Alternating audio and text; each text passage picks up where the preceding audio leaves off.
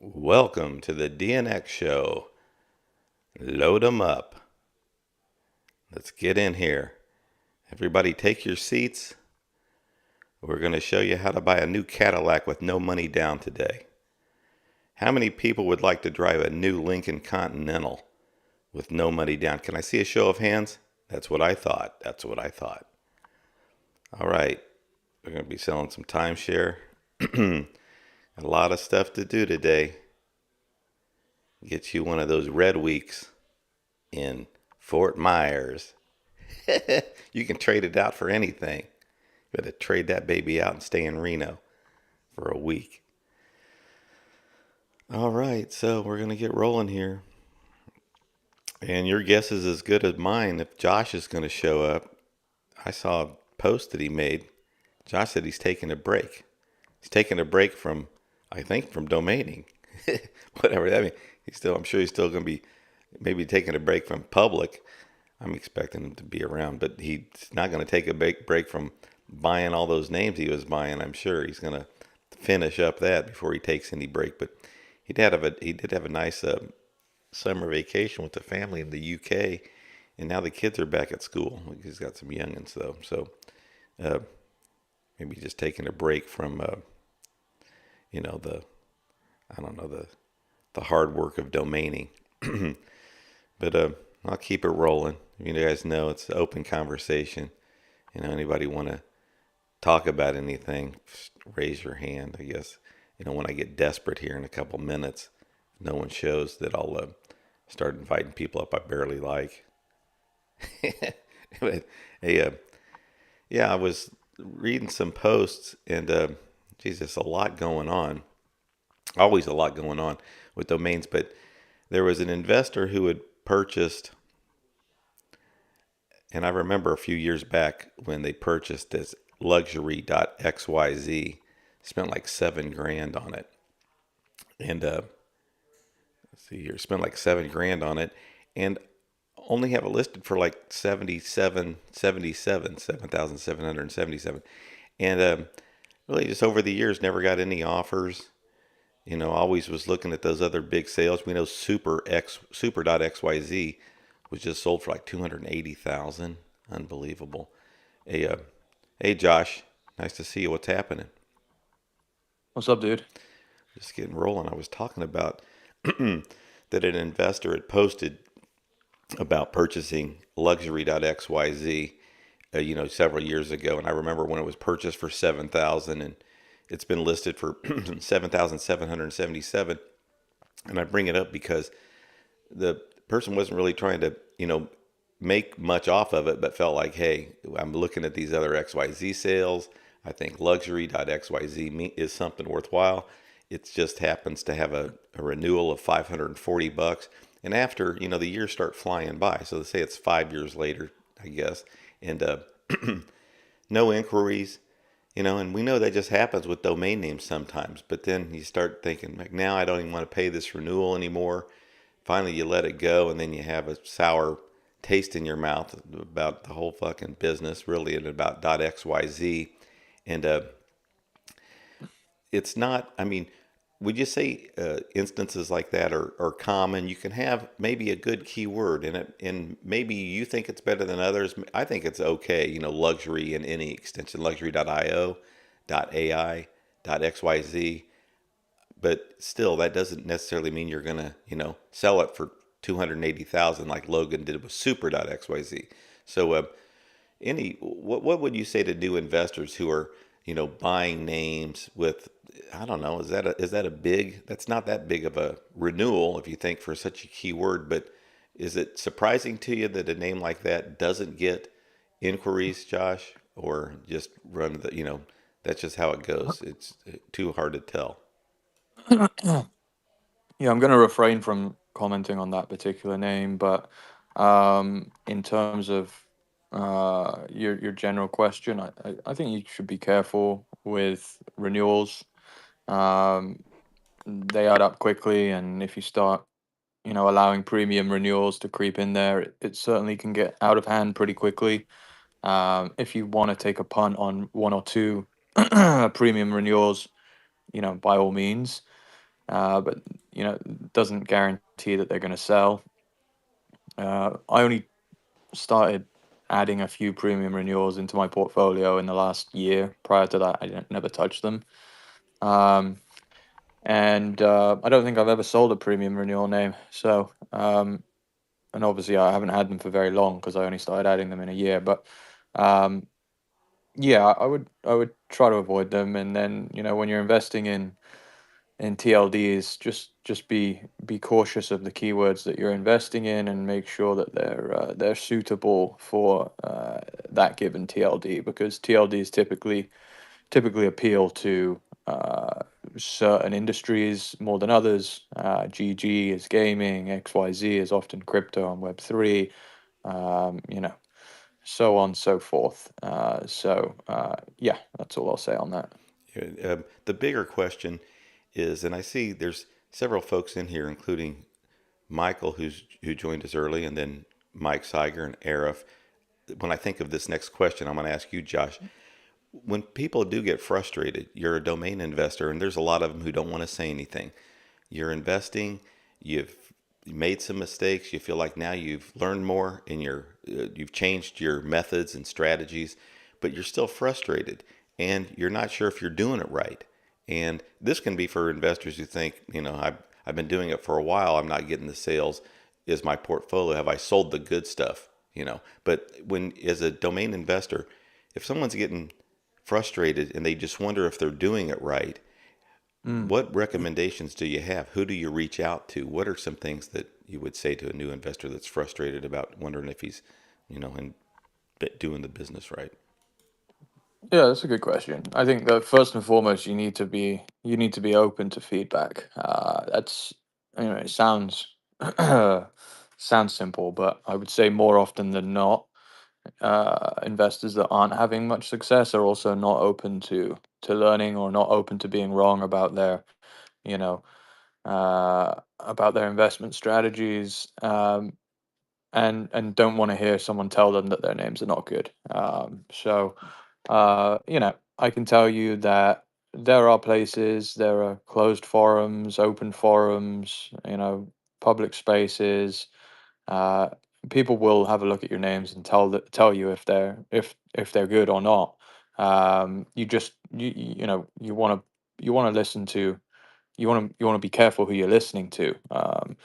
And I think I wrote a post about this the other day. Is like, there are a lot of people out there that are quick to tell you how to invest in domains and what you should be investing in, and you know, giving you all tips and tricks, and making out that they're professionals in the industry. But uh, you know, there aren't that many people that are, for lack of a better term, crushing it in domains. Um, so the trick is, identify who you think is doing well and who you would like to emulate in this space based on their results. Um, and if you're lucky, in the right circumstance, you might be able to get their opinion on your names. And if they give it, listen. And if you don't listen, that's on you. It's true that, you say not many people are crushing it. It is true. And even if, it's like you're, played a lot of tennis and now you play a lot of pickleball. There's some people that are good at the game, but not great coaches even. So you really need to find people that know what they're doing, but also know how to coach you if you really, plan on staying in this business, playing in this business, and being successful. But you definitely need somebody to bounce things off of, and Definitely. we all need Definitely. to. We'll about all the people have been. I sound like a. This is just a lie here, but I'm going to say it. People have been asking me all week about all these about all these names you prepare. Hey, you see somebody posted, it was Yusuf. I don't know if he's in the room. Maybe he was saying he had hundreds of thousands of people, or maybe thousands, even hundreds of people just reaching out to him all the time. I thought Yeah. that was fun. We all thought that was funny because we all know, how many people you get to DM you, and it's probably not in the hundreds, but yet he's getting hundreds. But I wanted to say about the names you were registered last week. You said you had registered 4,000. Did you registered anymore in those sort of categories that you registered those 4,000 in? Are you Yeah, still registering names. Yeah. how many more did you get? I'm not sure. Probably registered a couple hundred yesterday. Um, I I sold one already as well. Um, so far so good. Well, I know you don't want to say what it was because that would give away the whole sector, but where did you sell it? Was it a spaceship, Starship, GoDaddy? Sold it on GoDaddy. The domain has not been transferred yet. I'm waiting to hopefully get them to take a name bright push. But haven't heard back yet. So it sold for $3,888. Dang, I was on mute saying, dang, I need to sell terribly bad. But, um, so we got Insane Domainer came up here. This ought to be good. Hey, Insane Domainer, I know it's probably late where you're Yes, at. What's hello, going on? how are you? You're Good. gonna ask about Good. agentic names? No, I'm not gonna ask about anything. You were just speaking about how to choose a good domain and such stuff. Yeah. And I would say that after I watched some videos from Mike Mann, uh, I had a wish list of 300. Now it's only six domains. So it's not that you think the domain you have or the name you have chosen is a good name. Even if it's a good name, it may not have a traffic, or the traffic might not have any paid ads. Mm. Uh, so I learned something new, which you have to look at the traffic. Like you can use tools like SEMrush. Uh, you can check how many searches per month, and if the keyword have any CPC, right? And then you can take it from there. Like some standards I've just learned.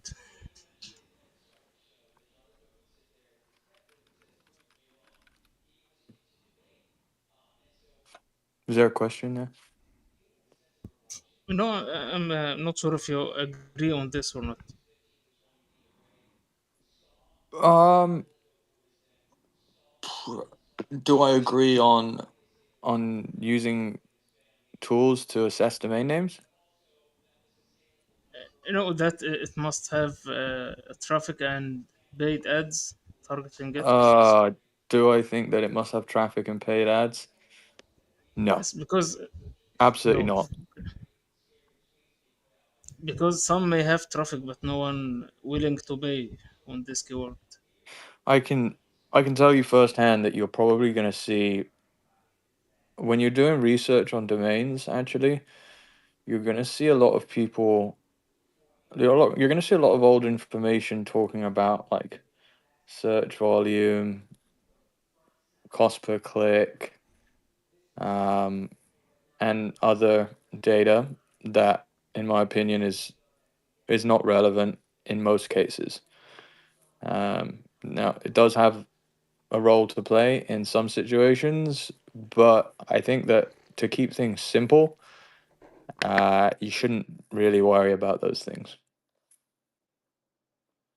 Okay, okay, so I will just like get back the list I have removed and find another method to see Yeah, what I I did. to see what I mean. Listen, I like that you're doing research and that you're trying to consume as I mean, much. I'm doing it because on Discord, when I share any domains, everybody lives on it, right? So I just wanted to see what's going on, learn more. No, So it's this good. is It's what I good. got. It's good. It's really good that you're taking time to consume information and try to learn. That's great. What I would say to you is that the thing that you want to focus on the most is simply what brands are popular and what kind of naming conventions sell. Uh, I think, and I'm not just saying this because he's in the room, but I think that the most valuable tool that you can use for understanding what companies are using today is a tool like raising.fi. If you go to raising.fi, you sign up for an account there, or you can just follow their Twitter if you don't have any money.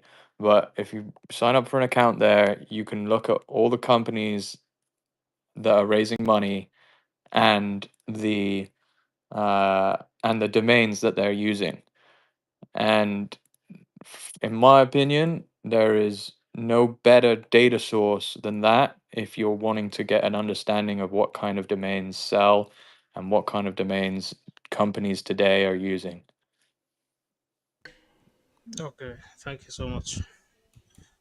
I think it's great that he's out there asking others and basically saying, "Hey, so do you like?" And then people are being rude. Now those names suck, but if you ever get the collective group of people to say, "Yeah, that's a good one," of course you start taking indications from that if people say, "Yeah, No that's one okay." would respond. No one would respond to a specific domain name, but I'm just in the Discord that Josh just created.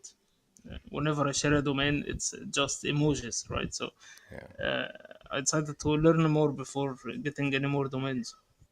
Well, Which is what's your Discord name? It's IND, insane domainer. So Okay. you can Okay. see that a message have like 9 emojis.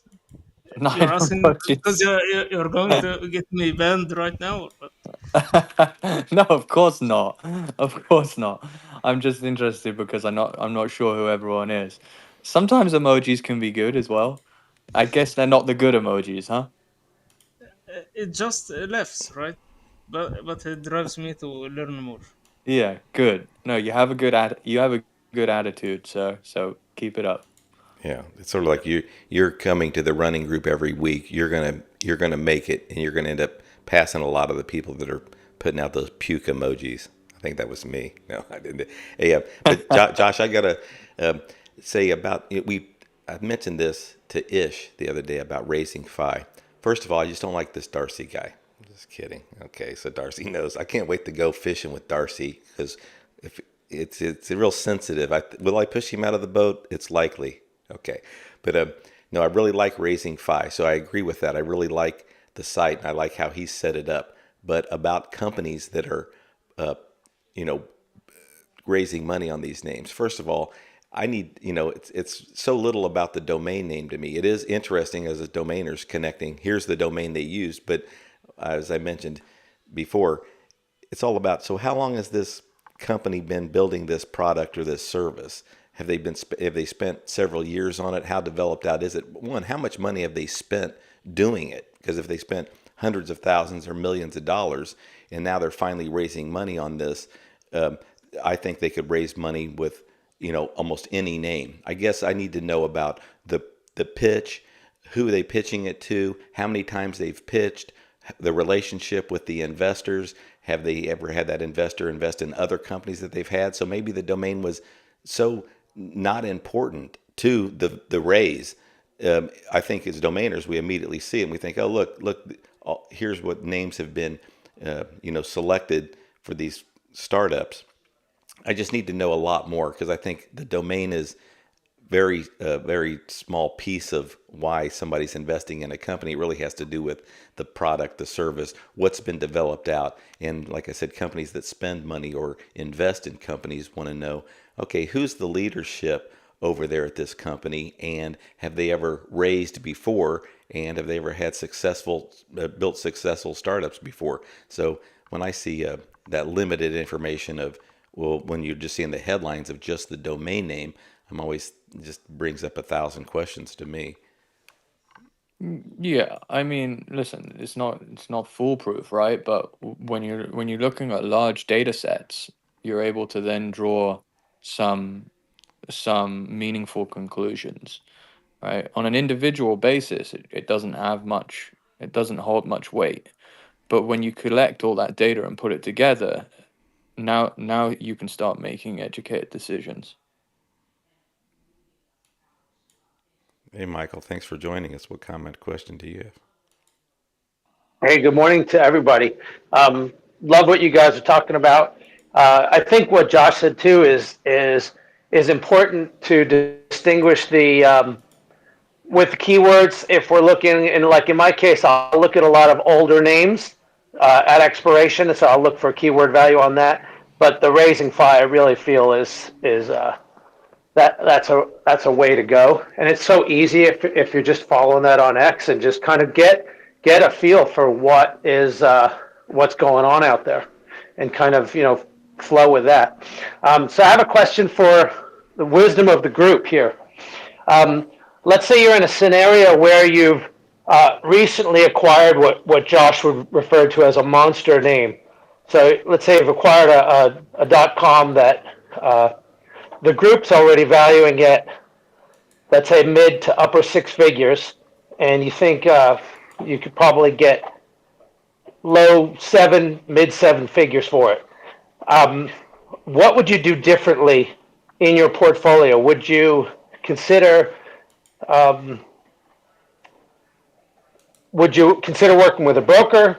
Like in my case, I've worked pretty much by myself all the time, but I'm now in a scenario where I'm looking at this name going, I think I'll just be quiet about the name, keep it in my portfolio, and just seek the wisdom. I know Michael Seiger talked about this before.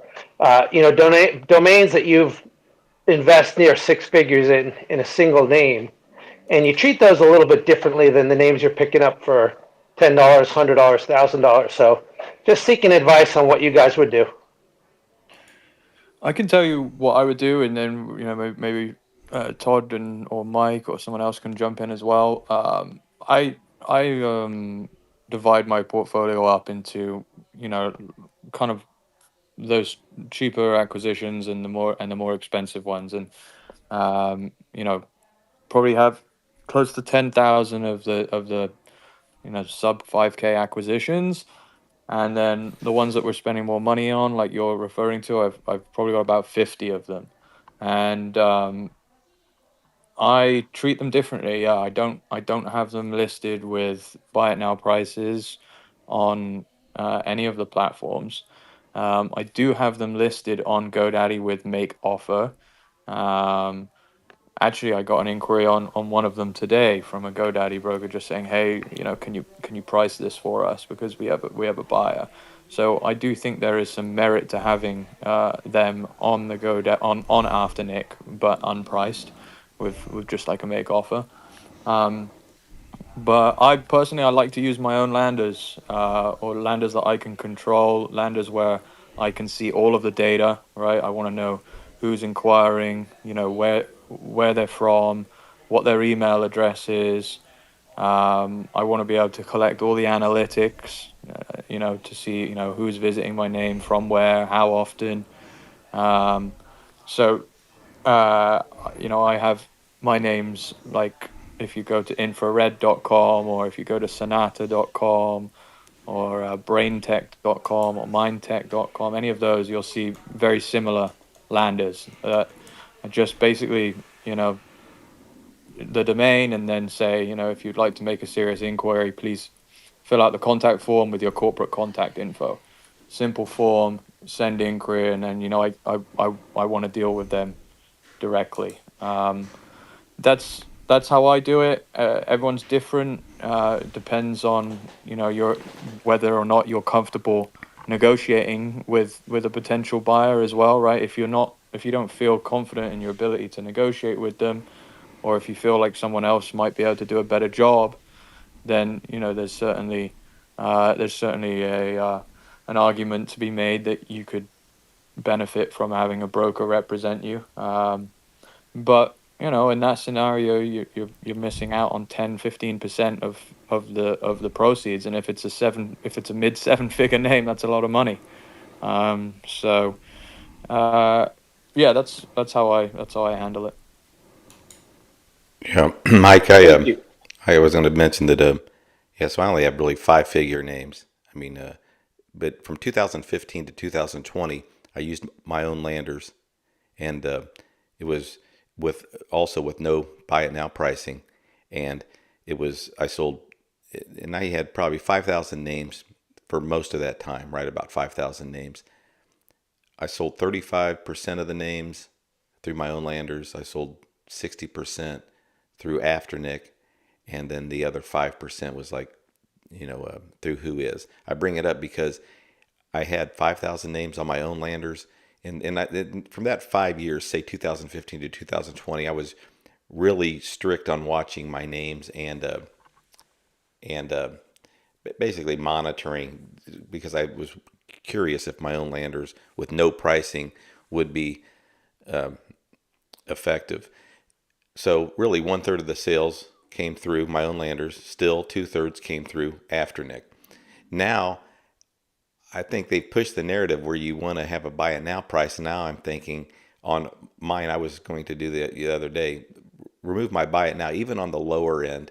I mean, maybe under 5,000, I can understand, but really, I think on even the lowest end now, I almost don't want to have buy it now. I want to have just an inquiry if it's an Afternic make offer, because they're going to call you just like they did Josh, and they're going to say, hey, to me, they're going to say, hey, you had everything priced. How come you don't have a price now? Because it's frustrating to them. They want to have the information there, your buy it now and your floor price, so they don't have to reach out. But from a couple guys that had over 50,000 names, they had done tests. Some of the guys at Name Bio, and they certainly make offer was the most effective for them, even on some of the smaller size sales. And I'm saying the 4-figure sales. Now we just keep getting pushed, the narrative of price your names, and now even price them if they're 5 figures or 6 figures, and that's really the way to go.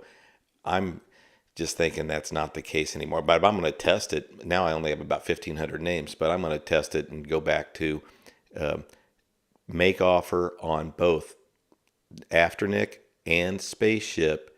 And even though I'm not going to get all the data like Josh when you use your own landers, still more interact with the brokers are going to have to call me, or at Spaceship, I guess I will be handling it. But I just think it's too hard to gauge what, I mean, not necessarily the name, but I guess when somebody comes to me, if I'm in a certain place where I'm thinking, I think this name is worth mid 5 figures now, because maybe I've changed from a couple weeks ago, that at least I have that option if it's a make offer to stay strong to, I think I want 35,000 for this name. Or if I'm thinking, geez, a lot's happened and I'm wanting to be more aggressive, I can, offer it for high 4 figures or even, lower than that.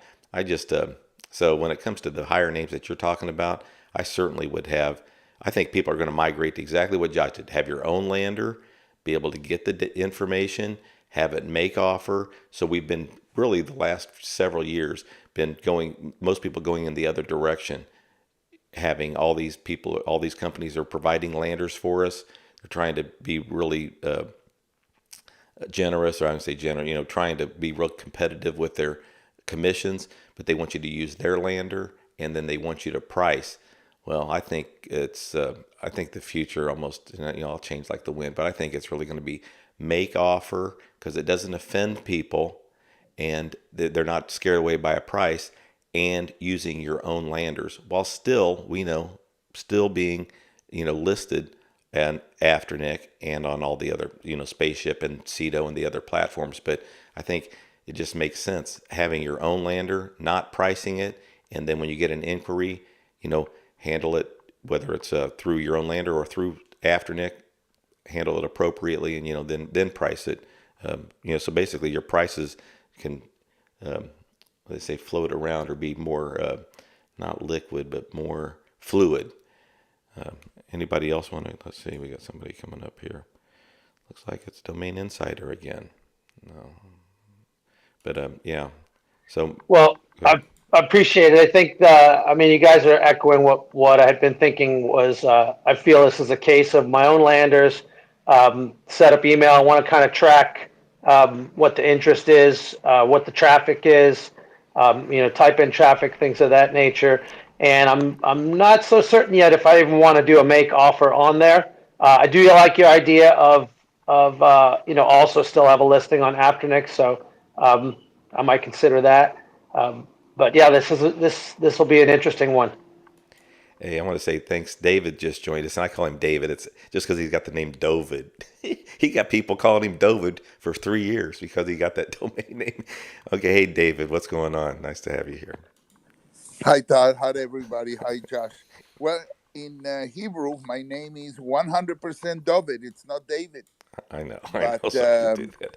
But I just, you know, I knew I you was from able. David from the start, and I always No, appreciated you. David, yes. But when people who know me in the synagogue, in the Jewish circle, everybody refers to me as David because that's the Jewish name. But what you bring out, Josh, and definitely you know what you're doing.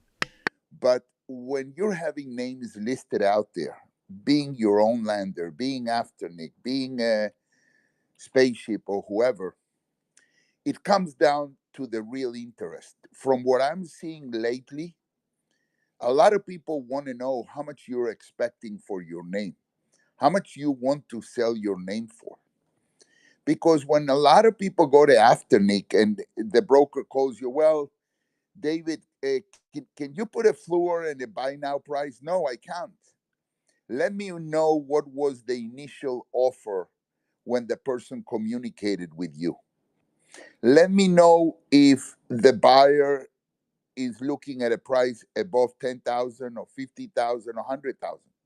And then the communications goes away completely because a lot of people on trending names, either they have a similar lower quality name and they want to know what you're selling your name for, or if they are a serious buyer, then they're going to come and tell you, well, listen, we have a buyer who has an initial offer of 10,000. But if this is a name you're looking 6 figures for, and you know you're not going to sell it for 100,000, and you're looking for 2, 3, 4, 500,000, then the best way to say and it's respond to the broker that after Nick, I would like to know if the buyer would consider something above 100,000. And then 99% of the time, you won't hear from the broker. So when you see, the other day we were discussing in a room and we mentioned Oxley's portfolio. When you go to his own page, he has all the names with minimum offers. Yes, I'm sure that if somebody wants to negotiate, they can reach out.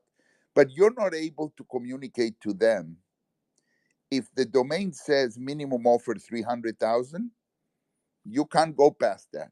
And most of his names have a minimum of 2, 3, 5, $700,000. So he's taking away all the BS and all the people who are just looking for a low ball offer. And when you have your own lander, if the person wants to really reach out to you and you have your WHOIS open, I think that in certain cases you get an email, I'm interested in this domain. But if somebody is going through a platform or they will have to go through your lander, if they don't want you to know who they are because you're going to bring up the price or you're going to be much difficult to negotiate, so they're going to write David and a made up email, a disposable email, and they're going to verify the disposable email. And you can see that they opened the email 3, 4, 5 times, but that doesn't give us anything. So in your last year experience, which has been the way that you find that has been better for you to sell names that you feel more comfortable with, and where would you respond seriously to a buyer? Well, I'm looking for 200,000 or 300,000 or 50,000. Because the problem with Afternic is that the brokers do not put any effort if they really don't have what's your expectations on a floor and a buy now price. They really don't. That's my experience. Thank you.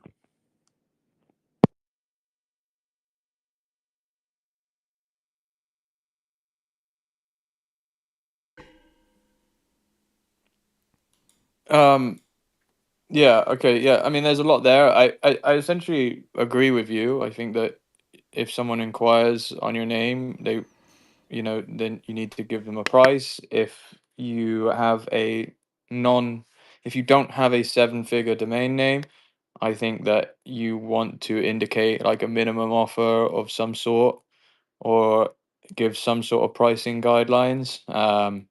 You know, on the very very best domains, I don't think that you need to do that. You just need to show that the domain is available for sale. In short, So would you say that in the all your after nicknames there are quality names where you're looking for above 50,000 that you yeah, should put a minimum offer of 10,000? yeah, I price all of my names up to 100,000, Oh, every I single see. one. I see. Not just minimum offer. I price them all with buy it now prices. That's good. Above that, I think that, like I said, I think that the like lower six-figure names, you should be uh pretty quick to indicate what your pricing parameters are. And then like the absolute elite names that I think Michael was originally referring to, when you're talking about seven-figure names, I think that then, that you have a little bit more flexibility in the way that you want to approach things. Thank you, Josh. Thank you very much. Hey, David, thanks for joining. And yeah, Dovid, you're right. I was talking to Jason Schaefer the other day, and he does call you Dovid. He called you both. Okay, so I wanted to say you make a great point, David, and that is let the buyer make the first offer. And I know it's frustrating for a lot of you better negotiators, to some of the folks out here who go ahead and sometimes, immediately are the ones that sort of break down or bend at the knee and start giving prices out first. And we're talking about the higher end names. On the lower end names, it's okay. You're like, I want 3,500 for this thing. But it is important, negotiating 101, to say, like David said, what was their initial offer? And it's like, if the broker says, well, they haven't made an offer yet, well, then you haven't done your job yet. Okay. You need to go back and get an offer from this buyer. I wanted to mention something about, Josh, you posted that you started in 2014, 2015, and your first like 4 or 5 years you sold less than 20 names at a retail price. Well, this is really relatable to a lot of new domain investors. So knowing, a lot of people come to you now for advice, but you're saying the first 4 or 5 years you sold very few at retail prices. You were selling them, you were basically flipping them at wholesale, maybe to other sellers. But tell us, how did you survive those first 4 or 5 years in domain investing? Yeah, so I mean, when I first found out about domains, kind of like 2015, obviously for me, the first year or two was extremely slow. I mean, I was young as well. I was in, just getting done with college. Um, so I didn't have much money. Well, actually, I didn't have any money. So I went into, I was working in finance, working for a startup in LA, and just kind of learning about domains on the side. Um, so my first retail sale on Afternic, I think I may have had like maybe some sales on Dan, and like I definitely had some sales on Dan and stuff that is not um that I'm not considering here, but like, you know, for simplicity purposes, we can just talk about Afternic. And um my first sale on Afternic was in July 2017, and it was cryptometer.com, and it was $588. Um, for me, that was like a decent sale at the time. And then in 2017, I had three more sales: 888, 500, and 500. It was two four-letter.coms, and ignitebeauty.com. And then in 2018, I had five sales. But I will say that in 2017, I did have a sale that was an outlier sale that kind of like gave me the confidence to keep going. Which I've spoken to people in the past. I think that sometimes you do need a little bit of luck in getting, you know, that first sale that really kind of just says to you like, oh, you know, this is a viable business. Like I like this. Like this makes sense. Like there are buyers out there. And for me, that was esoft.com. And I actually I remember talking to, that was one of the first times I spoke to Mike, you know, because I told him about it, and ended up going on Domain Sherpa for the first time, and going on and doing his profitable flips series.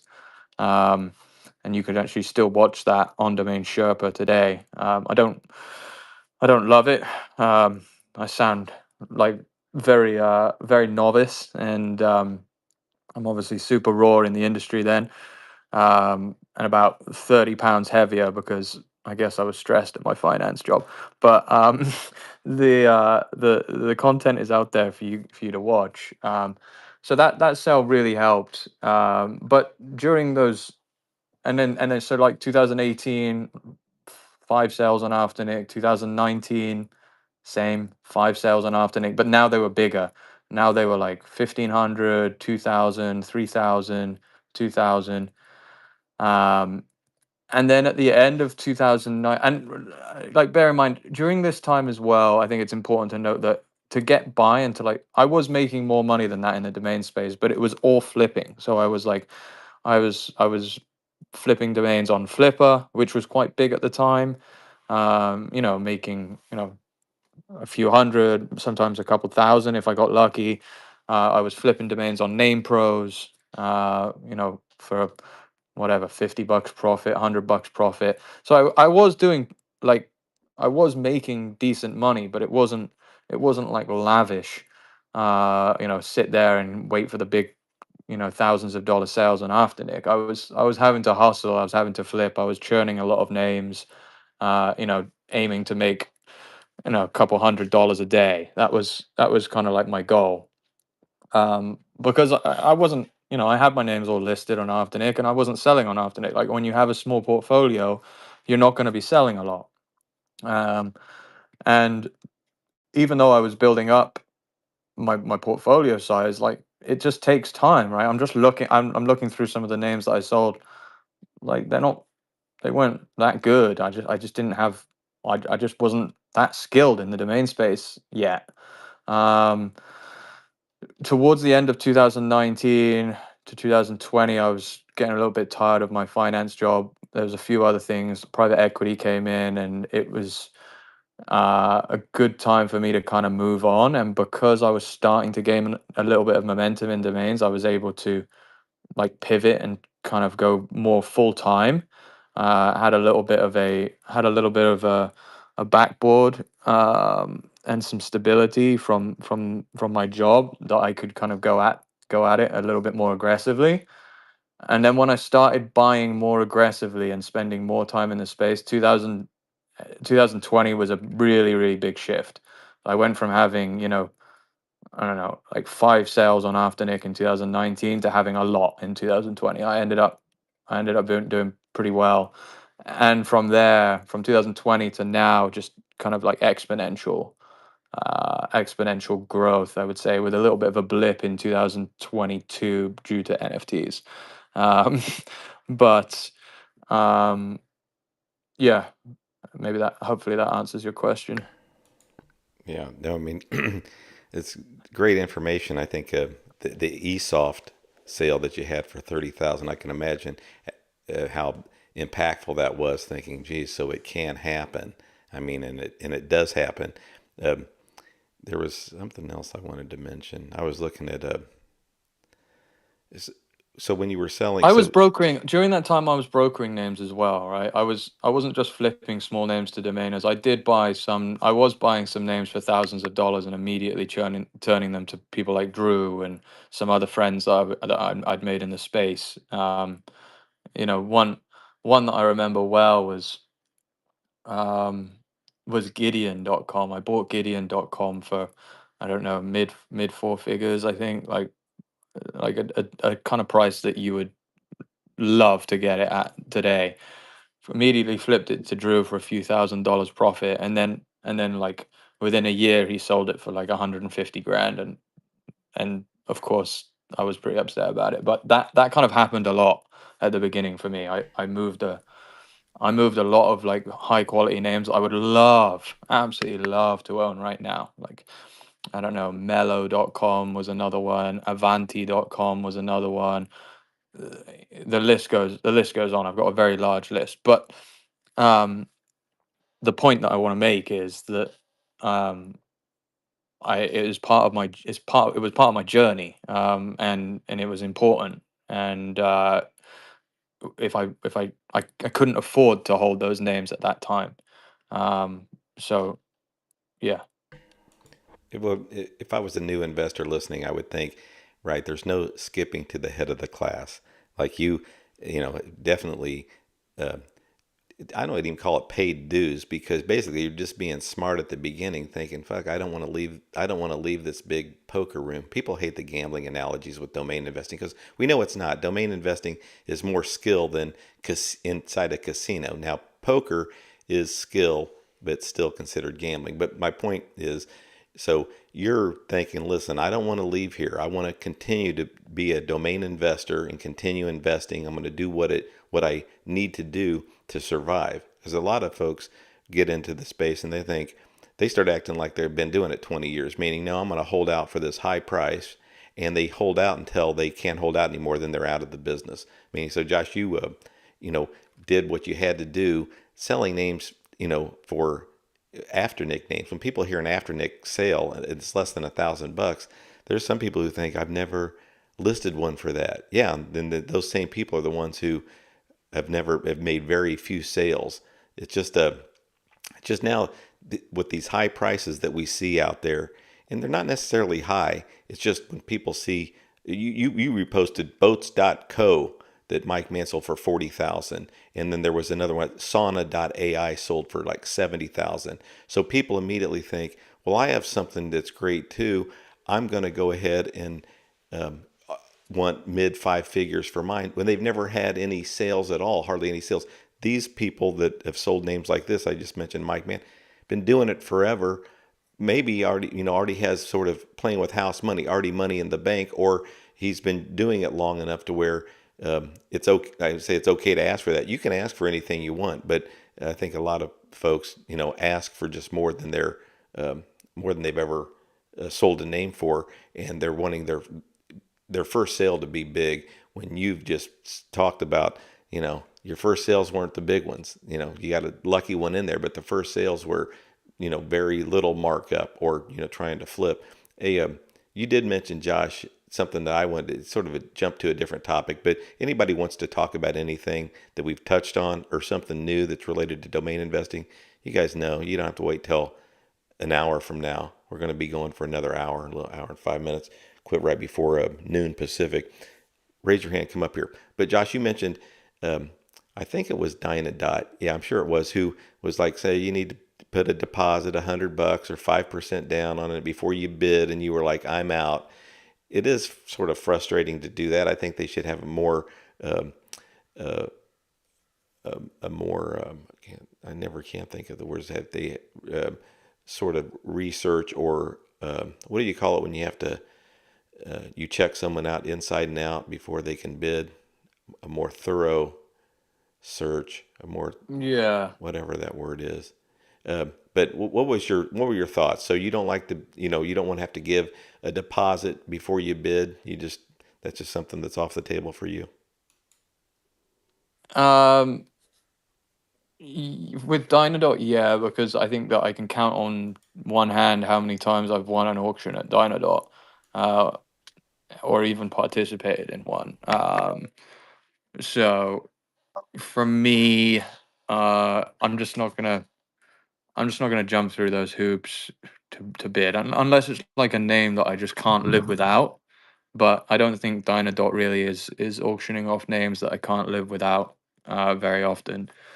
So it's just a friction thing, man. It's just a friction and time, and if I was really wanting to hustle, uh, of course you should just do it, right? But I just don't buy enough there for it to be worth me depositing funds into into the account just to bid. I think that, to be honest, if I emailed my rep at Dynadot, I could probably get them to flag my account or something. I would assume, so that I could bid.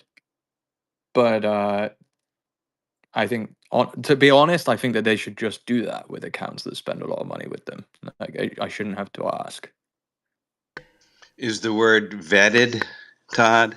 Yep, and I Yeah. knew it was like vector. I kept thinking vector, Victor, but yeah, need to be vetted, right? And why don't they do that anyway? I mean, before, the sellers. It's always the sellers and these platforms. Somebody bought a name on GoDaddy the other day. I sold a name on Afternic one last year that I didn't own. It was still in my account, and they had to go back and tell the person this guy doesn't own it anymore. The person that listed it, and I saw that it happened to somebody else on a different name, and it's frustrating. What they should do is, it's unbelievable they don't have systems in place that scan the names all the time and know if it's no longer, say when I list a name, I should list, here's where the name is at. It's over at NameBright with this account number, or it's at GoDaddy in this account number. And then if things change, if it's no longer in that account, then, it needs to be delisted. But I know it's frustrating for buyers. But yeah, vetting the sellers. That's vetting the sellers. Is that what we were talking about? They're vetting the buyers. I mean, it doesn't make sense. I guess they need to really do both. When you think about it, they need to vet all customers, anybody that's on the platform. They don't, because it just simply, you lose too much. You're putting restrictions, like Josh said, too much friction. People go to GoDaddy, they want to just, hey, I just signed up. No one knows me from Adam. I just signed up with an email address. I want to bid. They just don't want to lose that traffic. Let's see here. Yeah, I can go on. I like the uncomfortableness of. Okay, Brad, it's unlike you not to say more. Any other Well, comments? do you think that, I agree with you, and I'm engaged in something right now where I bought a name, and I got I took a screenshot of the sale, and then the next day it said that the name is on a lock for 60 days, and it doesn't and the name doesn't appear in my dashboard. So I think that there needs to be more. My question, or my thought was, with AI in gear now, you would think that they would automatically be able to, you know, do the data scrape if the name is, verified, or it's valid, or who the owner is. You know what I mean? Like, immediately. It shouldn't be like, a couple days later you get the information. Do you think that AI would be helpful in that arena? No, thanks for just even saying anything. But yeah, Josh, I know you have a comment, but absolutely. And I always think, eliminate all the excuses. They're in the domain business. If you sell in a marketplace, you want to make sure you know the sellers, you know the buyers, bring them in. Like you said, vet them. Whatever needs to happen, make sure they do own the shit they say they're going to sell, and make sure the buyer can pay, or can't back out of any bids that he makes. Those are the two main things, and those are the main things that they don't address. And they have all their excuses, whether it's GoDaddy, Dynadot. We can't because of this or this. It's just a bunch of bullshit excuses. I mean, it's a marketplace. Make sure the seller owns the name.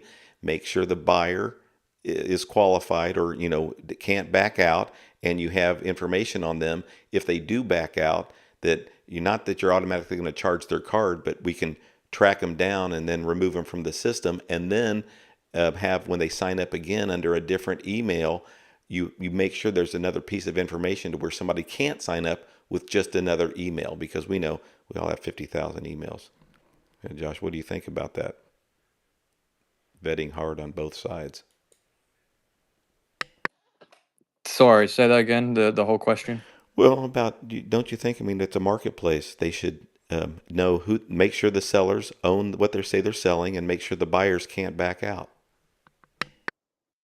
Um, Yeah. Auctions where you have an issue, where you have a bad issue with buyers not paying, like what you saw with the .ai auctions that used to get run, at by Vince. I think that then when it's just literally happening so often, I think that you absolutely need to implement a vetting system that requires some sort of deposit. Um, I think I don't. So like GoDaddy doesn't seem to have any such system, and I don't see it being a huge issue with them. Um, I think that I would probably hedge on the side of established accounts that have good history of buying, selling domains, uh, particularly buying, right, and paying for, should be flagged internally, and you don't need to have a deposit in order to bid. But I think that new accounts with no history, you it makes sense to collect some sort of deposit. Um, but yeah, you do that, you're certainly going to lose a certain subset of buyers that were serious buyers just because they don't want to deposit funds into a into a business where they don't know they're going to even use.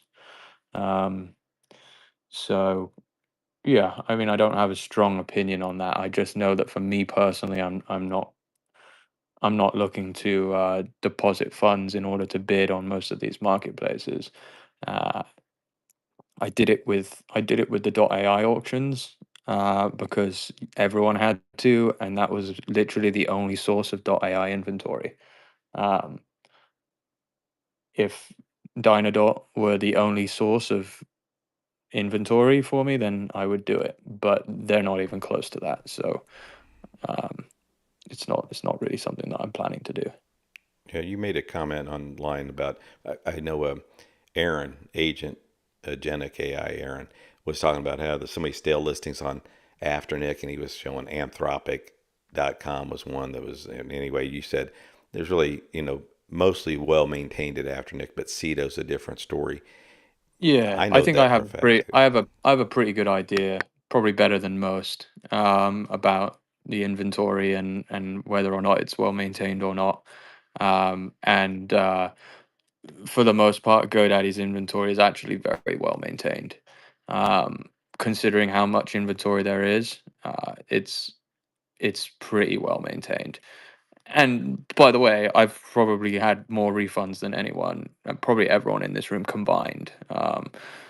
So there's certainly frustrating when the listings are not valid, but in the grand scheme of things, I don't think it's a problem. I really don't think it's a problem. Um, pseudo inventory is far more stale. I feel like um, Jiminy Glick. That's when anyway. When I go through some of your tweets, who am I thinking of right now? Who's with? Well, anyway, yeah. When you had a quote about Mats Wilander saying if Djokovic should retire, he's ranked third. Everybody else below him should retire. I just want to ask you, did you really like Mats Wilander when he was a player? He strikes me as that'd be like a favorite type of player of yours. Mats Wilander, Yeah. I don't really have an opinion either way on him. He's a little bit before my time. So the only time I've ever seen him is when he's been commentating on stuff. So I don't have a strong opinion, but I do find it funny when people go out and start saying, "Oh yeah, Djokovic, is he's done. You got to retire."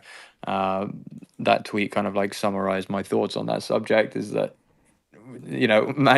imagine being like the third best person in the world at what you do, and people being like, "Oh yeah, you're done." It'd be insane. However, after he lost to Alcaraz in the semifinals, his interview was really interesting. And he basically did say that because of his age, he's probably incapable of winning another 5-set final in a Masters, in a majors. Yeah, I So, saw that. so in that regard, he kind of implied that, he's still the best. He's definitely has the greatest record of all time with regard to the majors and stuff like that. But it's like an artist, or I mean, a dancer that is in their prime, or a gymnast or an athlete. When you get to an age, you know what I mean? No matter how talented you are, the younger physicality is what, will prevail. Yeah, And definitely. I remember Mats Wilander and Borg and Connors and McEnroe. I'm older, and I'm into tennis. I've been to the U.S. Open watching them. I've been to Wimbledon watching them. And in that regard, remember when Borg was dominating, what he had over everyone else was the ability to go into the fifth set, you know what I mean, and still have his stamina and his perseverance. So he would outlast the other talented players. Even though they had the same level of talent, they didn't have the same level of stamina. And I think that's where Djokovic was talking about. Yeah, no, I agree with you 100%. Yeah. I think that when you get older, right, you still want to be able to compete at the highest level. And a lot of the time your ability is still there, your mental fortitude is still there, but your body is just deteriorating no matter what you do, right? And like nobody looks after their body better than Djokovic or like Ronaldo or someone like that, right? But eventually you can't fight science, and your body starts to deteriorate, and when it does, it makes it very hard to compete with people that are 20, 25 years old. No, it's true. And I remember McEnroe saying, the first thing that goes is your legs in tennis. You know what I mean? Yeah, So that's just one of those things. for me it was my back and my shoulder, but I gotcha. Right, you remember Brad, and it was pretty fun. What, you can't be serious. Of course, they show those clips over, but you're right. It does. I'm not quite as old as Brad, but I am up there. I and remember speaking of McEnroe or Wilander, I went to the U.S. Open on the semifinal night. It's like a Friday night. This was when it was the two semifinal matches, but the last one was McEnroe and Wilander, and we moved down to. It was like after 11 o'clock at night. We moved down to like the second row, and I was on McEnroe's side, and the man in front of me lit up a cigar. Okay, and then McEnroe was just about to take the serve, but he put up his hand to hold it, and he walked over to the guy, and he just looked at him, and he said, "Put it out," like he was gonna hit him with the racket, and the guy, like, almost swallowed his cigar. And I kind of whispered to him, if you want to be on TV, don't put it out. So McEnroe had this attitude that, made him famous. And actually, in the marketing of tennis, when they went into the senior division, they kind of promoted McEnroe to make a scene. You know what I mean? That was kind of like his Don Rickles thing. He would do his put down or be aggressive, and that stimulated the crowd, and that became a valuable asset to selling tickets. yep, I'm working on my Don Rickles stuff for the Names Con. Basically, going to go through different companies. I really am. But okay, yeah. Before I get to is parking dead, because I wanted to talk about that for a second. There was a sale, Josh, that KP.ai that was sold. The guy said they paid $100,000 for it, but yet it was, I think Tony Names sold it for $50,000 on Afternic. Did they ever come find out? Was it just that the guys were bragging and saying they spent $100,000, or did we think something nefarious was going on with a broker buying it and then reselling it? Did you ever get to the bottom of that story? I don't know. I didn't see it. I didn't see any conclusion on that story. I would say that it's most likely that they hired someone that then kind of screwed them over. That's what I think is most likely. But there is also a pretty good chance that they were just exaggerating the purchase price because 100K sounds better than 50. Either way, I don't like either of those. I don't like either of those options, and yeah, both of them are not. It won't be the first time that either of them has happened, and it won't be the last. Did Tony have it priced at? And did he ever mention what he had it priced at initially? Because I don't think it was 50. Yeah, he had it priced higher, and he said that the buyer basically was like floor hunting. Came in at like 30 and then quickly raised that price to 40 and then quickly raised that price to 50. And he specifically said that if the GoDaddy broker was had a bit of a bigger backbone and was a little bit better, then they should have been able to sell it for a higher price. But I believe he had a floor price on there of 50. So when the buyer got up to 50K, the broker sold it.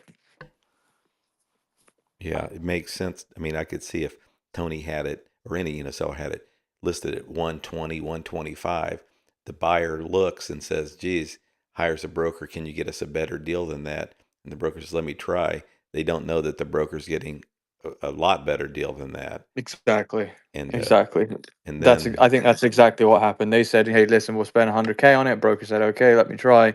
Broker got it for 50, sold it to them for 100.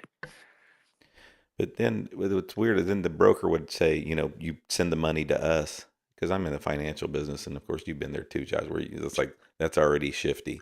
Send the money to us when you're not really sending it to the platform that we're buying. But then again, the person may have not known the platform, but likely they went to the if it was using a lander. I don't know if there's a lot to that, but you're right. No matter how it went down, there's nothing good that comes of it. I mean, other than the best would be the guy's just lied, bragged, got himself a good deal, but wanted to say we spent $100,000 because, it's like, well, in a lot of businesses, I know when we make movies, the more if you show that you spent a lot, you get a lot more in distribution fees from companies. When you show that you've only spent a little bit, they only want to give you a little bit. It's like in real estate, people think they should pay you less if you inherited the house you didn't pay for it, and it really shouldn't matter. But I was thinking maybe those young guys in the startup just wanted to show that we spent six figures on a name, get some press. About when I was mentioning parking, the reason I wanted to talk about it just for a brief minute, anybody has any comments on it? One, some folks, well, first of all, there's big companies. There's Park Logic, there's Park something else, I can't remember the name. There's Above, there's the Panda Company. I can't remember, was it Giant Panda? I think so. But so these are parking companies. Well, parking must not be dead. They have relationships with, Google or Yahoo or whoever, and there is parking revenue. It's never from any of the names that I know, and anybody that I know that says they make money off parking, all you do is ask them, what's one of the names? And they never want to give it to you. They never tell you, yeah, this one I make $10 a day, $300 a day, $300 a month. I mean, so as domain investors, we always think parking's dead because in our own portfolios, we've parked using Botus or, like I said, those other parking companies, and you end up getting change. In the old days, I certainly made some good money off parking, but that was the old days, and I'm talking 2006. 2006 and 2007 from what I remember when last time I made anything worthwhile on parking. But so Josh, on both ends, is parking dead for the domain investor? And then if it is, how do these companies stay in business?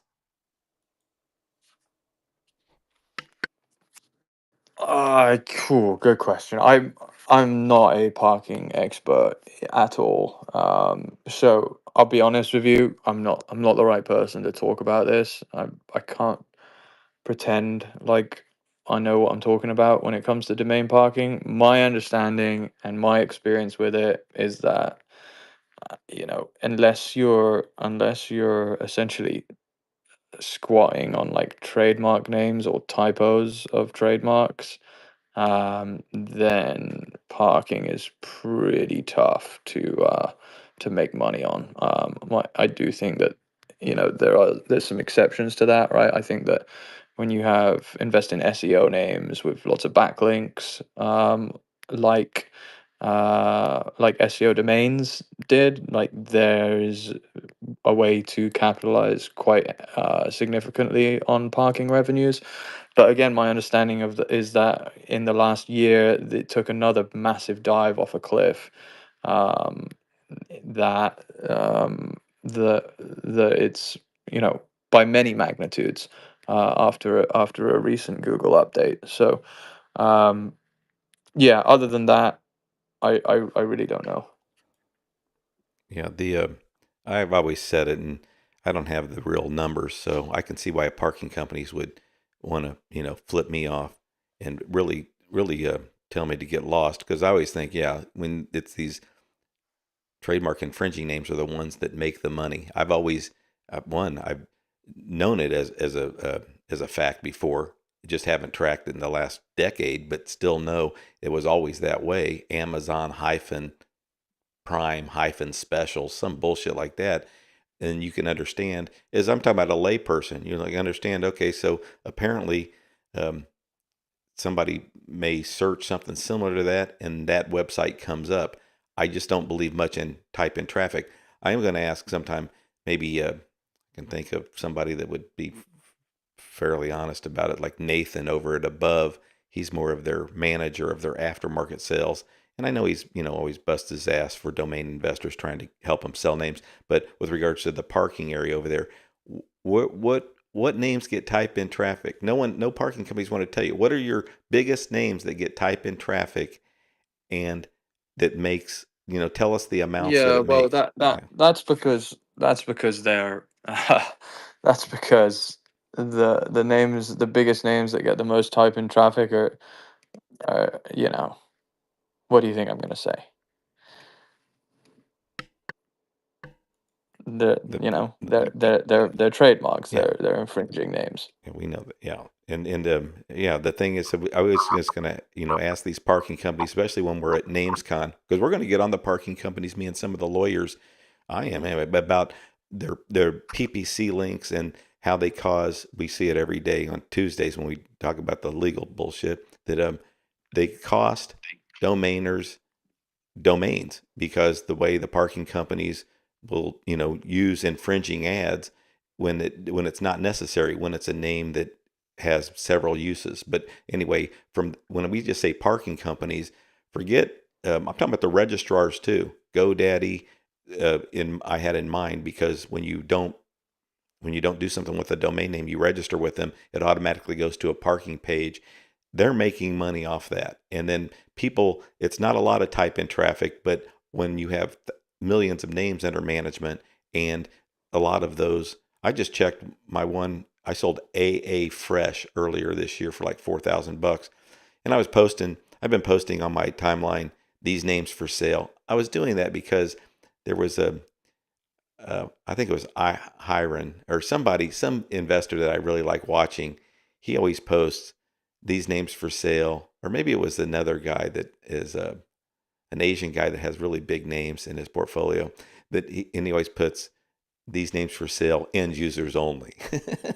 So I was doing that. I thought it was fun, like end Do users you only. think, Yeah, Todd, do yeah. you think that AI bots, you know what I mean, are involved in developing, traffic for those sites? Because in an article yesterday, Sam Altman was saying that almost a large percentage of social media now is infected with AI bots.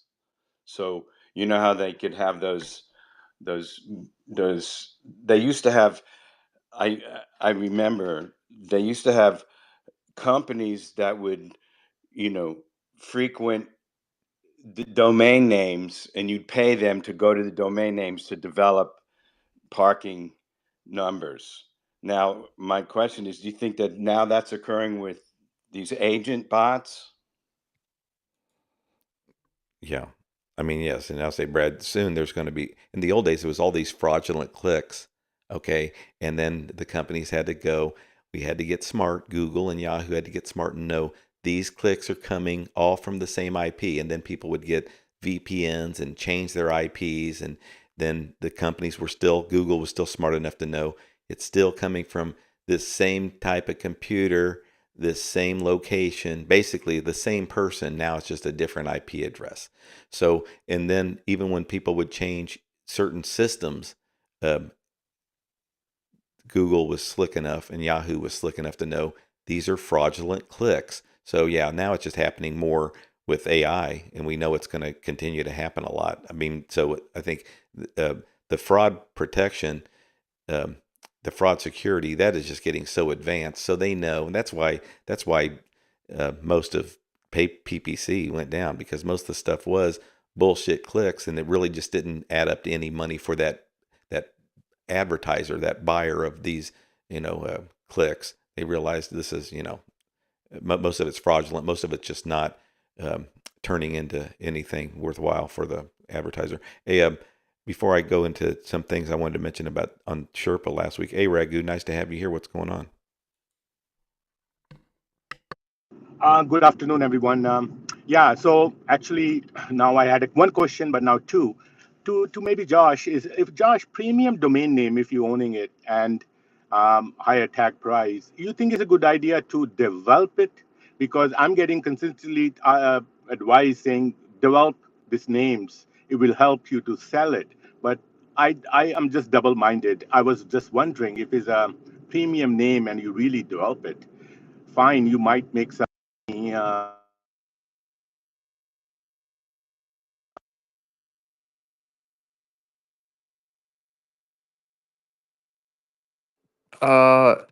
Is it just me or did you get disconnected? Yeah, he blacked out. But we got the first question. Maybe he'll get back in. But do you think developing names are going to help increase the price or no? Uh, whew, I've definitely had this question a few times before, um, and I've gone back and forth on it in the past. I think the short answer is no. Um, there has been, when you own like the best of the best domains, there is perhaps an argument to be made that, building them out in some way could add value. But most of the time, you know, the biggest buyers of the best domain names, they have their own vision, they have their own company, and the only thing that it would do is maybe make them believe that it's harder to acquire, thus they need to make a stronger offer. That would be like my primary thought in why it might help. But for the most part, I think that actually one thing that I've noticed over the years is that the domains that or the investors that do the best with investing in premium domains are the ones that are able to track down sellers that are notoriously difficult to get in contact with, or they're able to acquire domains from owners that don't seem to have listed the domain for sale, meaning like it's an old website, or sometimes it's not even an old website. They just, the website is just maybe out, like not doing very well, or the investor knows that the business is relatively small but has a very expensive website, like sorry, an very expensive domain.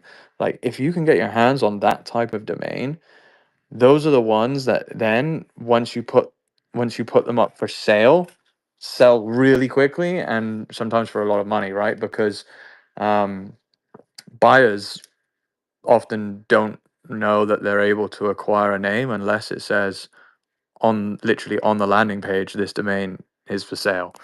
Um, so yeah, I think that developing names is all is all great. I love the idea of developing your domains, but I think that as an investor, if you're trying to sell domains, the best thing that you can do is make sure that it's clear that your domain is for sale. Ragu's not here, but I want to say to folks who listening to the answer to the question, developing a domain, do you mean building a business? That's what I would tell, right? Developing a domain, that's like, you mean putting up a website? Because building a business, if you're saying, should I build a business on this domain? Like build a full on business and I don't mean go to your local, your state authority and get your corporation or your LLC and form a company. That's all the setup is just bullshit and basically setting up a website. We're talking about if you are going to build a company on a domain and now you've started you're selling a service and maybe it's grass cutting or maybe you're selling hats. The point is if you build a business and now you can show hey, I sold $100 worth of hats this past month or this past week or this past day. Well, now you're really, this has nothing to do with I would say not even getting to the value of the domain yet. I'm saying now you've really built a real business. You've started building a business. And if you spend, money on web design or, I just look at it as like pay now, what we've done there. Well, we had to spend money on engineers. What we just build a business like this, spend a lot of money, a lot of time, and build a business that's starts generating revenue, just so we can increase the value of the domain name. Well, of course, now it's a serious company that's wanting to buy a name like Pay Now. Well, and we have some. They and had an offer of an offer in the low six figures. I'll say 250,000. Well, yeah, we've spent a lot of money. We would want that for the domain if we didn't do anything with it. Now that we've built it and we're entering some partnerships with some other companies, yeah, you can imagine the price is going to be much, much higher, but it's not for the name. It's for all the work we've done. And basically, if you don't want any of um, the tech or any of the stuff that we've built and you just want just the name, doesn't matter. You're still going to have to pay for all the money that we've spent and all the time that we've spent and what what we've done. I guess the point is when Ragu says, should I develop a name? What do you mean? Just put together a web page and put it up there? That's not, that's not really, in my estimation, like building a business. So if you're saying, should I build a business on a name? Not if you're doing it just to increase the value of the domain name. It's too difficult to build real businesses. But people throw it around in our space like, should I build it out? Build it out to what? I mean, you got to connect it all the way. They take the plug and they never really plug it in the wall. When we're talking about building it out, it means coming up with a product or service, selling that product or service, get that money in your bank account, provide that product, provide that service, and then repeat. Okay, and now you got a business, and now you can go back and think, geez, I bet that, increased the value of my domain. Well, shouldn't lower the value of it, but we don't know if it's just the domain by itself. Maybe it didn't even increase the value of the domain name because another user wants it for something totally separate and doesn't care if you're making $100 a day or $100 a minute. So, just to say, should I develop it out? Ragu get some offers on some names, and I heard him talking the other day. Get some offers, and somebody offers 5,000, and this is just me sort of paraphrasing, if that's not even the right word, but the point is, gets an offer of 5,000, wants 100,000 or 200,000 for the name, and then gets frustrated that the potential buyer goes away and thinks, now I'm just going to build it. Well, it's not. Just to me, it's like, just what a waste of your mind to even think that you're not going to build it into a real business because you're frustrated that the buyer walked away from your. Okay. Anyway, before. No, Go ahead, Todd, Brian. if I can say, I think that if you have to do something that you love. You know what I mean? If you're going to build something, it's going to be something that you really need to put time in. But what is a fact is if you do build something and it brings in any money monthly, some reoccurring revenue is better than just sitting on a domain and waiting. And you can put on a really credible site at the top, this domain name is for sale, anyway. But I think in the way that it is now, with AI and the auto propagating of words and letters and the search with AI, it's really hard for people to get to your domain name specifically for the domain name. But if you can develop some kind of traffic that deals with some kind of revenue, that helps in regard to visibility and also the potential of someone saying, look, this company is bringing in $2,000 a month. I could buy the name and get that $2,000 a month while I'm doing something else with it. So it has a residual value, but you're correct. It takes a lot of effort and focus and time. And that's what people don't necessarily have or want to do. Only if it's some automated business or electronic business. Because if you're like, hey, I'm going to buy that domain and I get the $2,000 a month. No, you don't. You got to buy the hats from the wholesaler. You got to pack them and sell them, and you got to respond customer service wise. So you buy the domain name, and that's not buying the business is a different thing. Paul, what comment did you have on this topic?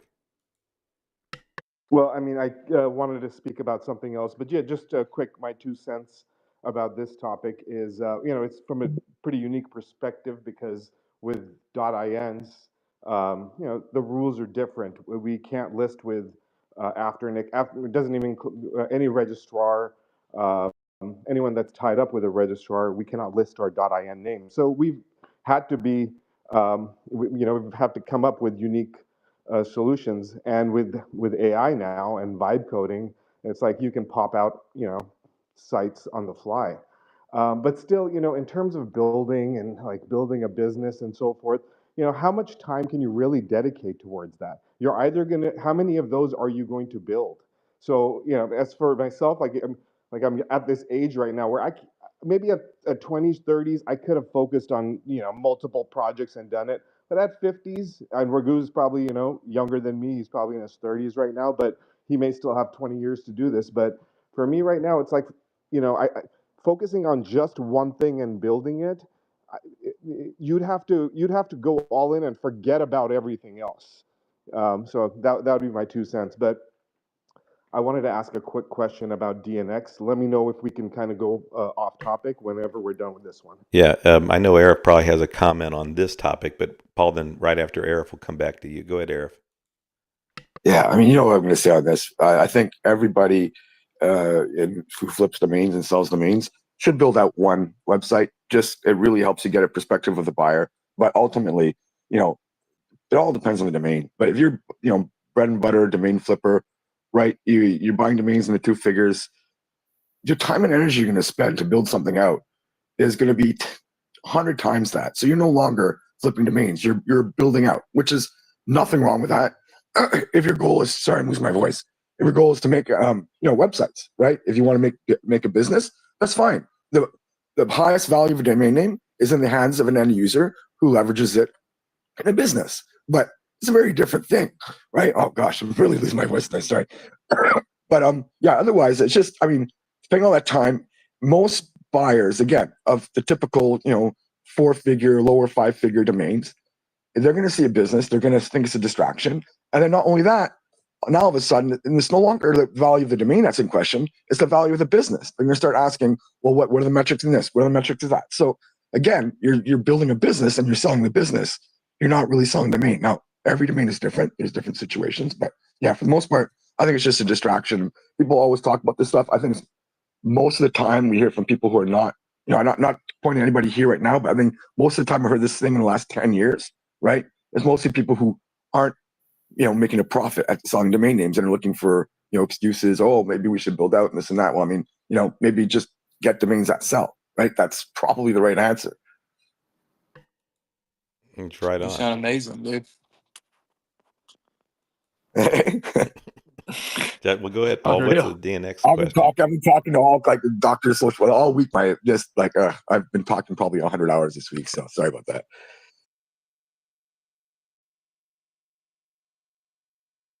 Do you have a cold?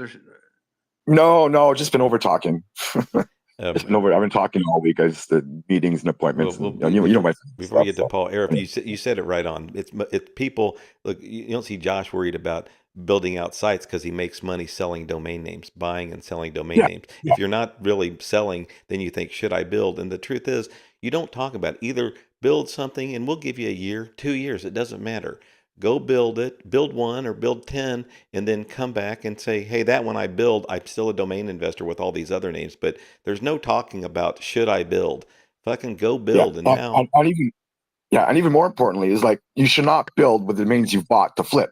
If you're going to build something on a domain that you bought that you want to build something on, because that's going to be something you're passionate about, right? Again, I feel everybody in domains should build out one thing, but it should be something you're passionate about and not expect to make money on it. But just it gives you the perspective of what your buyers are looking to do, right? It really like I had my old music website a gazillion years ago, right? But we built it out, it was pretty big, and that perspective helps me put myself in the shoes of potential buyers when I'm negotiating with them, right? Or when I'm setting prices and stuff like that. That experience does help me as a domain investor to understand how end users see the value of it.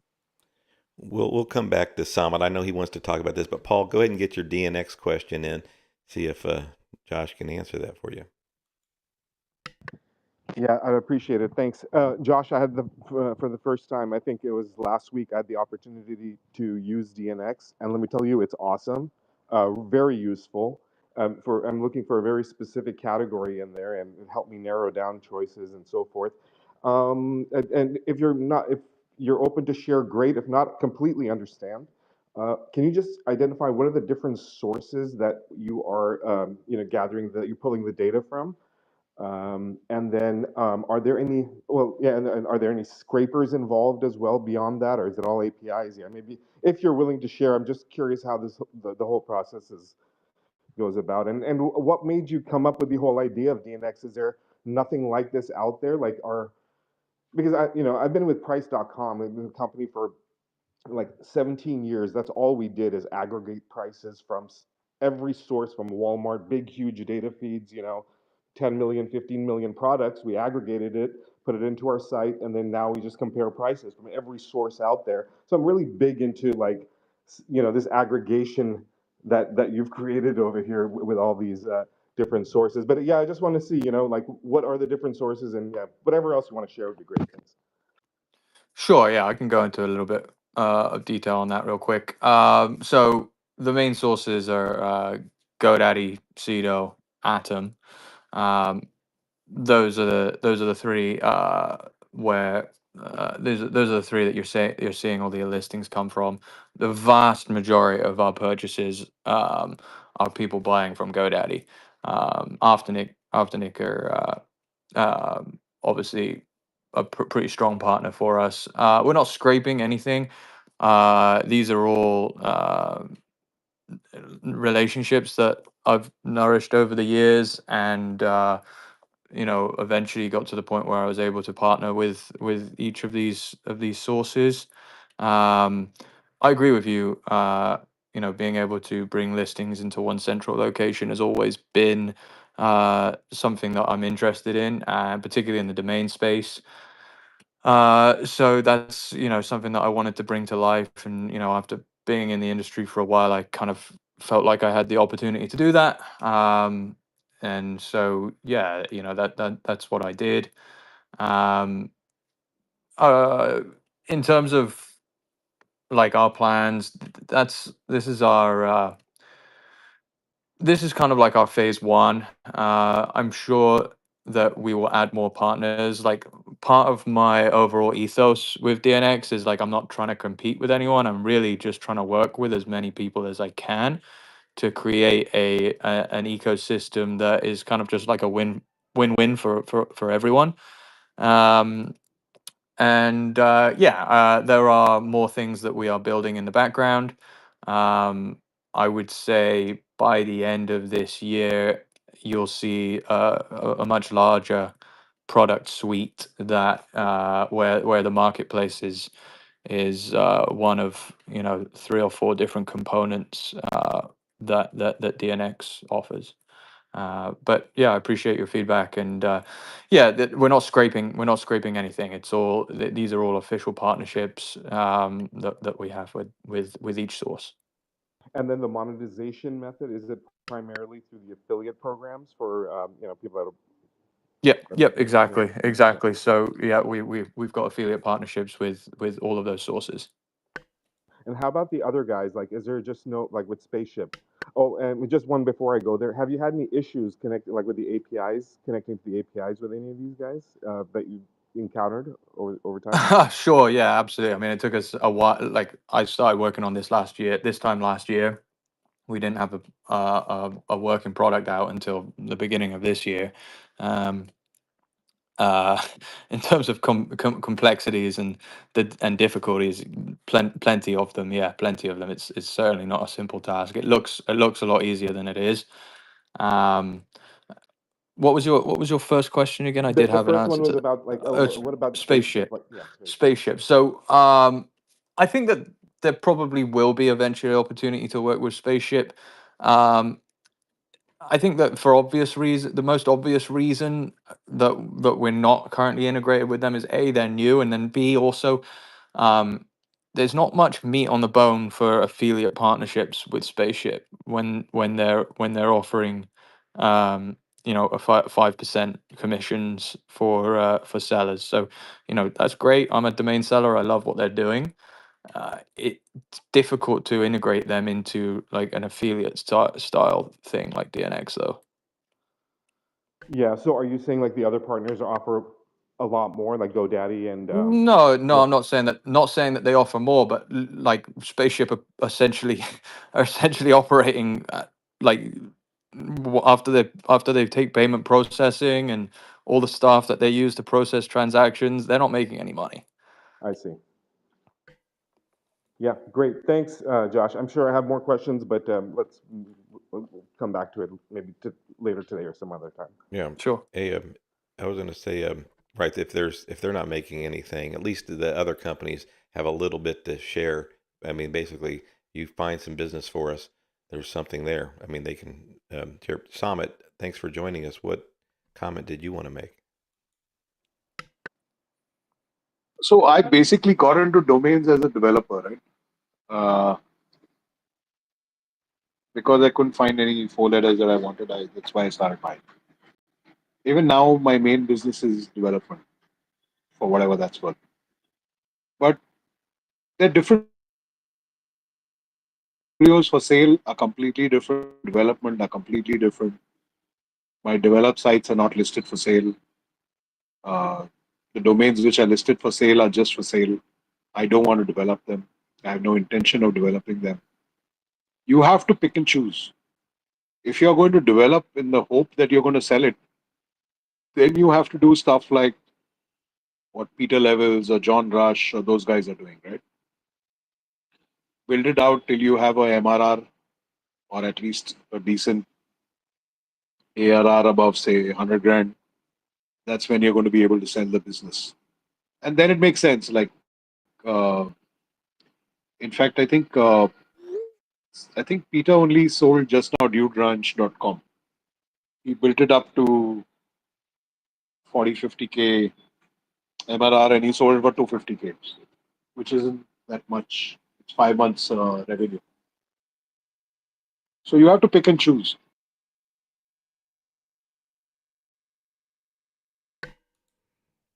Yeah, I'd like to see those numbers. He's making 50K a month off duderanch.com. That's, and I know the whole story. I mean, I saw him do that whole thing forever, and then selling it for 250. I didn't know that's what it sold for, but I don't know. I mean, it's not that I don't those numbers are ones. I don't believe anybody's numbers of anything. So to know that somebody might be making $50,000 a month spending, they must be spending. I don't know. It's frustrating when you I mean for Peter, when you have to sell something and you never get a good price for it. That sounds to me like he made out okay, because I don't believe in that monthly revenue for the kind of fucking website. But I know exactly what it was. No, I mean, he has no reason to lie. Like, Oh, I know. No, I know he doesn't have reason to lie, but still, it's like, yeah, when you're selling So something, whoever bought it did enough due diligence well, if to whoever bought it, they're the ones that pay. know for a Again, fact. like you said, I don't think he paid too much for the domain also, probably low five figures. But he spent 2, 3 years on it. And he's got other businesses, but I'm not sure if it was Peter or someone else, but duderanch.com is the site. I think it's Peter only, I'm not sure. Yeah. But again, that's what I'm saying. If you're building to sell, you have to get it at a revenue multiple. You will not get it just because you put up a MVP or I put up a website like John Rush has this unicorn platform, it's called, or any of these sites, Lovable, any of these companies, you can just go build. Bolt.newish keeps talking about. You can just go there, build a website, put up the website. Even the kind of sites that Paul is putting up, you can't sell the website. There, the value is zero on the website and everything on the domain name. We do it for .in basically for legal protection to show it's in use.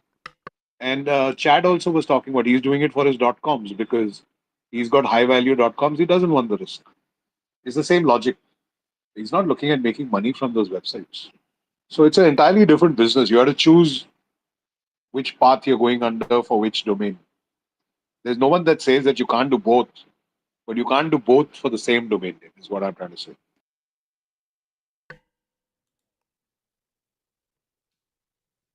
Yep, I agree that don't build it if you intend on selling it. Doesn't make sense to me to build out anything. If you it's okay to build, and if somebody's interested in that domain name, of course they're going to come to you and say, like I said, we're building stuff. It's always the names that you're building out that you don't want to sell. That's when people come to you and go, yeah, do you want to sell this name? And you're like, can't you go to the website and see that it's fucking built out? I mean, did that a lot. That's when I got all the offers for cannabis sites when they were all in use. And then when they're not in use, then it's like, yeah, now do you want these with with the Instagram handle and the X handle?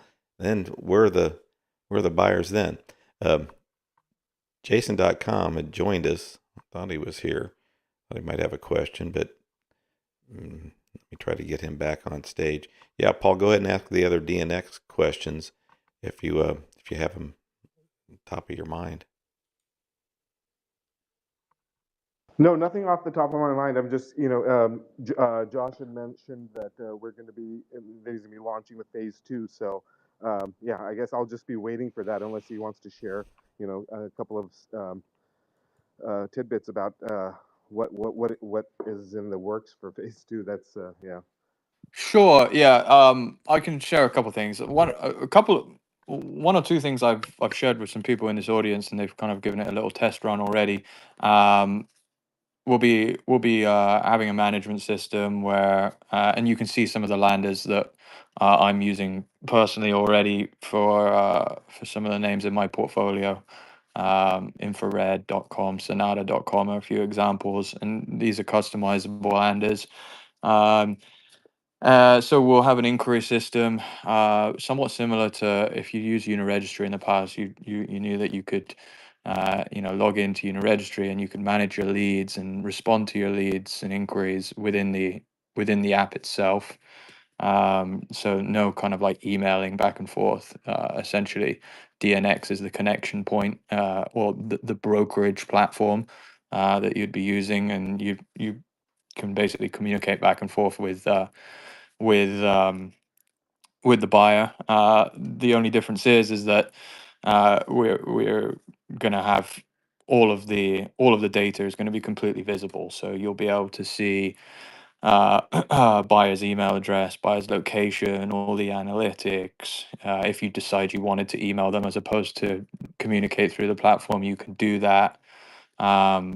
Basically, complete free reign, free usage. So there will also in that there will also be a monitoring system, so you can add domains that you're looking to monitor, and when they get listed for sale, that will trigger an email, so you'll be able to see them. You'll be able to see price changes to domains that you're monitoring, and you'll also just be able to manage your portfolio whether regardless of where the domain is registered. So you'll be able to see name servers, and other data like registration dates and number of TLDs taken and whatnot. So that's already working. That it just hasn't been integrated into the main site yet, but it's coming. Shouldn't be long. The other thing is that we're going to be releasing an auction platform, but it's not going to be something that's running auctions. It's not going to be something that's running auctions like daily, consistently. It will be probably be like a big quarterly auction, where I'm taking submissions for the first 2 months or whatever of each quarter, and curating those submissions and putting them into a monthly putting them into like a quarterly auction, um, on the DNX platform. But that all of these will be like different, like I said, like different products within the DNX ecosystem. So that's a little sneak peek of a few things to come. My eyes are really That's big and bugged out right now, Paul. I'm like, domainers no, are like, I know I'll submit mine. You're gonna love what I got. And of course, my reserves are super high, but my stuff's all worth a million. No, Josh, it's Oh, we're not. exciting. That's one thing that's one thing I'll mention right now. We won't be doing. I won't be doing reserves, so it will be somewhat similar to like how GoDaddy structures their auctions. Is the starting price will be your reserve, because as a buyer, like again, everything that I build it with like a vision of, if I was a buyer, like would I want to use it? And I have no tolerance for reserve auctions. Like I don't want to bid on them. I don't even want to see them. Um, so uh, there will be no reserve auctions. I like. I hope you have one where basically you can curate great names, but then everybody agrees. Even these, no one wants to start at $100. Of course, your first time you do an auction at DNX, folks are going to be like, "Well, we want to. How many eyes are on this auction, and so on." But Josh, I like the idea. I definitely like it that that's some aspect that you're building in there for domain investors to submit the names. You go through them. If you believe it's reasonable, what would be really easy for you is if you told everybody the starting bid is going to be $100 or $500. $500, say, for a premium. Of course, you got to then put a little bit of risk out there yourself and show, look, I'm including these names and all the starting bid. So if you knew all the starting bid was going to be $100 and you got all these names submitted to you, then you would know, well, take that one, then it'd be easier to, instead of looking, oh, this guy wants this 1,500 starting bid, let me think about it, this guy wants this one for 500 starting bid. It's just so much to work with. Yeah, I mean, I'll be honest. Like most people are not going to get their names accepted. To be honest, I probably won't have any names that will start below probably $999. That would probably be the lowest. Um, like I said, it's going to be like a highly curated, like higher end auction. So like if you're trying to liquidate, not pointing at you, Todd, but like a bunch of like lower level 4letter.coms, that's not going to happen. Oh God. It's like dude, hold on, let me pull that knife out. Hey, Jason.com is here. Todd, big hug for Todd. Yeah, His yeah, amazing Jason, stuff. what did you want to mention? A comment about building and what's going on? Let us know. Just give me about 5 minutes. I'm shopping right now, so I'll get right back to you. Sure, we're going to be closing in 7 minutes. Can I just step in Yeah, for 1 second yeah, here? Paul. Josh, are you familiar with this Vision.io? Yes. Yes. So yeah, when they first came out, I thought they did a brilliant thing where they divided things up into categories and just made it easy for the user to be able to see, hey, I want to know what the lowest price on a whatever a 5-letter .eth name is, and it was just right there available. So the similar concept can be applied here to DNX, where it's like I want to know, like interesting categories where I want to know like a 5-letter combo cities. What is the lowest price for a city with a 5-letter combo? Yeah, or that's good feedback. yeah, many different ways to go about it. Words. Just today I went down this rabbit hole for four-letter words. I didn't realize, according to Scrabble, it's less than 1% of the entire four-letter combinations are words, like 4 to 5,000. This is singular and plural, and so that has value there. I want to know, hey, is what is the cheapest four-letter word? Actual Yeah, word, not yeah, combination of words. What is one that's available? And at any given time, I understand you're not the be all end all, but right now you're the best source for this. There's still there's some sort like spaceship and so forth. There may be some words out there that are missing, yeah. but but If you but go to like, no, I think that we could categorize. I think we could categorize like you're mentioning and do that kind of thing. I think it's a good idea. Um, I will say, like, if you wanted to go and say, I want to know what the cheapest four-letter word is out there, you can do that. We have some categories in the we have some categories in the filters as well, like ancient Greek words, Latin words, animals, colors, verbs, adjectives, that kind of thing. We're still tweaking a little bit of it to make it um, as accurate as possible. But also, if I wanted to do like a one word, like a one word maximum 4 characters, um, exclude numbers and whatever, obviously, like I should be able to do that and then sort by the lowest price. yeah, and that's Um, that's the URL, and that's it. Once they click there, they'll get that in the filtering option. yeah, Absolutely. exactly. Yeah, and it Yeah. could be for four-letter, for five-letter, six, so forth, and that way, what this create. The reason I say this, like again, I'm with Price.com. My thing is always prices. I have to know what the lowest price is. I'm not. I don't want to get screwed when I'm buying something, and maybe it's just something that I've dealt, just the way I am. Like it's something I've dealt with for so long that, like we Yeah, look at you're yours. you're Although, quite yeah. you're quite crypto intensive, like the way, right? I don't know you that very well, but it sounds like you've got quite a strong crypto background. I enjoy dabbing. Yeah, I enjoy Yeah. dabbing in it. Yeah, and, but like in order to find floor prices, currently you're the best source. I mean, I don't think there's a better source to go out there and find where the floor. But again, there's still some that are missing. But I think what you can do instead of just list, like for example, maybe you can't go for every category. For me, I'm looking at like, specifically the four-letter category. So for Mm-hmm. that, you can break the four-letter down into 16 different combination patterns, right? CCVV, CCCV, CVCV. There's 16 different patterns in there. Each one of those should have a separate floor price.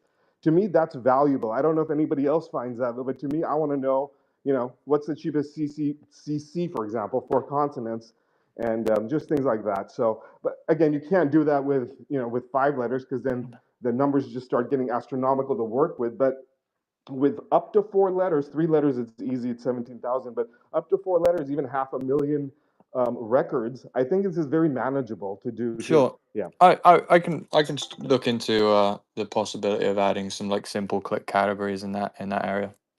that'd be very cool. Thanks, man. Appreciate it. Yeah. Yeah. Josh, another thing, I used to always use shortnames.com, and you could go there and click a button and, like Paul said, look at all the four-letter that we considered American premium. And that was, without a J, K, Q, or U, V, W, X, Y, Z, or the Chinese premium, any four-letter without the vowels or V's. So I know it'd be easy with the 2, 3, and 4-letter to do things like that, and I'm sure you're working on things. I wanted to say, yeah, you can have a category, Todd's shitty four-letter. Hey, so you bought RxAI.com. We know Rx is prescription AI. I saw it was priced at on the thing, so between 9 and 10 grand or whatever. So how much would you pay for SXAI? It's sex AI without the thing. I know it's not RxAI, but maybe we can do a deal right now. What would you pay me for SXAI.com?